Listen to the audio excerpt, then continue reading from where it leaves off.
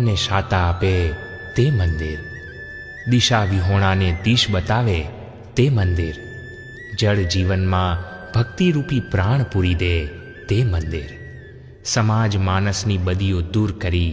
નીતિવાન સમાજનું નિર્માણ કરે તે મંદિર,